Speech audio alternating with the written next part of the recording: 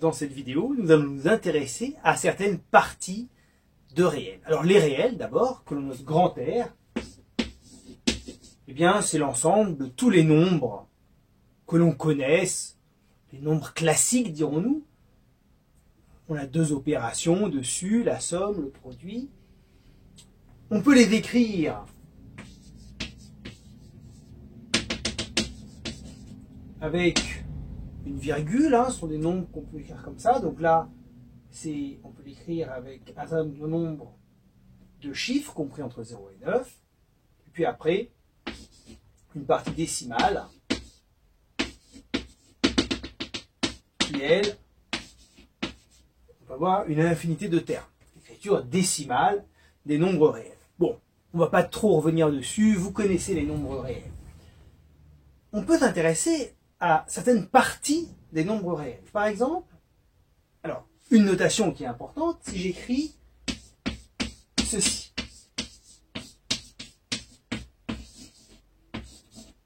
De quoi je parle?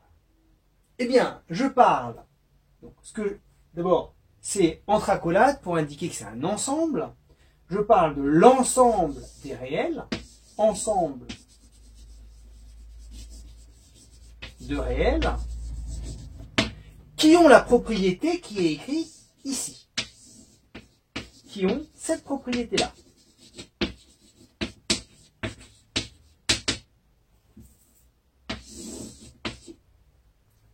Le fait d'être plus grand que 2. Cet ensemble-là, on le note 2 plus l'infini exclut, hein, plus l'infini ce n'est pas un réel, et 2 c'est un réel qui appartient à cet ensemble-là, parce que c'est un réel et il a bien cette propriété-là. C'est l'intervalle 2 plus l'infini, on dit que l'intervalle est fermé en 2 parce que 2 appartient à l'intervalle. Même si je regarde 2, 5, c'est aussi un intervalle qui est fermé en 2 et qui est ouvert en 5. Et que pouvez-vous dire de l'ensemble A? C'est un sous-ensemble de réels, c'est l'ensemble des réels X qui ont la propriété suivante, X2 est inférieur ou égal à 4. C'est l'ensemble des réels qui a la propriété X2 est inférieur ou égal à 4. Évidemment, évidemment. X2 est plus petit que 4 si et seulement si, que je note S et si, pour si et seulement si, X2 moins 4 est négatif, et X2 moins 4, je reconnais une identité remarquable, qui est X moins 2, X plus 2. Alors, quand est-ce que X moins 2, X plus 2 est négatif? Eh bien, pour ça, je peux faire un petit tableau de signes, hein. X moins 2, il est négatif avant 2, et positif après, et puis X plus 2, il est négatif avant moins 2 et positif après. Et donc le produit des deux, il est positif, négatif, positif. Et donc ici, pour que ce produit soit négatif, il faut et il suffit que X appartienne à moins 2, 2. X est compris entre moins 2 et 2. Eh bien, c'est de nouveau un intervalle. Et donc, votre ensemble A n'est autre que l'intervalle moins 2, 2. Et voilà. Diable, encore un intervalle. Mais qui sont-ils, ces intervalles? Les intervalles, ce sont des parties de R qui sont de la forme, alors, soit AB, comme ceci, fermé en A, fermé en B, ou bien AB, ou bien AB, ou encore ouvert en A et ouvert en B, où A et B sont des réels avec A plus petit que B. Ça, ce sont tous les types d'intervalles bornés. Mais vous avez aussi les intervalles qui ne sont pas bornés. Moins l'infini, B par exemple, ou encore moins l'infini, ouvert en B. Vous avez aussi A plus l'infini, ou encore A plus l'infini.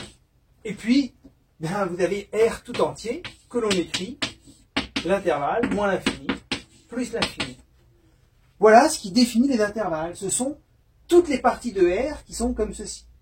Si je veux les décrire à l'aide d'une propriété, Là, par exemple, c'est l'ensemble des x éléments de R qui ont la propriété d'être plus petit ou égal à B. Ici, c'est l'ensemble des x éléments de R qui ont la propriété d'être plus petit strictement que B. Oui, et les intervalles, ils sont extrêmement importants en analyse. Vous voyez qu'il existe 9 sortes d'intervalles. On peut remarquer d'ailleurs que ici, si A est égal à B, c'est l'ensemble vide, il n'y a aucun élément.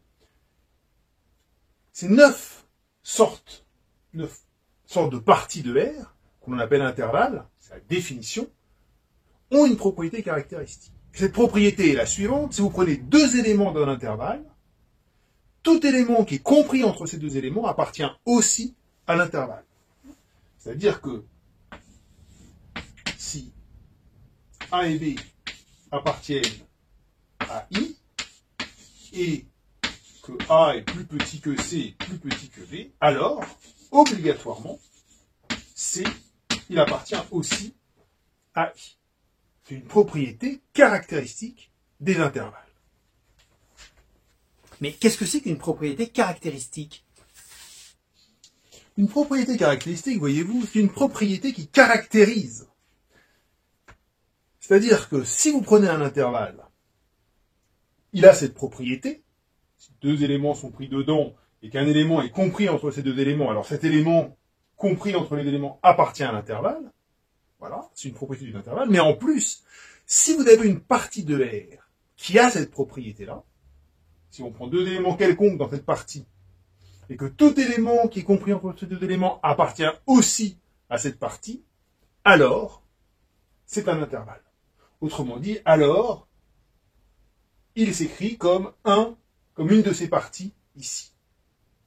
Peut-être que ça vous paraît très simple, mais ce n'est pas très simple. En fait, c'est difficile à démontrer que la définition est équivalente à cette propriété caractéristique. C'est un résultat difficile à démontrer. On est tellement habitué à travailler avec des intervalles qu'on oublie parfois qu'il existe des parties de R qui ne sont pas des intervalles. Et pourtant, la plupart des parties de R ne sont pas des intervalles. Par exemple, R étoile, c'est l'ensemble des x éléments de R tels que x est différent de 0. Ça, ce n'est pas un intervalle parce que moins 1 appartient à R étoile, 1 appartient à R étoile, 0 est compris entre moins 1 et 1, et vous voyez qu'il n'a pas la propriété caractéristique, puisque 0 est compris entre moins 1 et 1, et 0 n'appartient pas à R étoile. Mais évidemment, des parties de R qui ne sont pas des intervalles, il y en a des beaucoup plus simples que R étoile. Par exemple,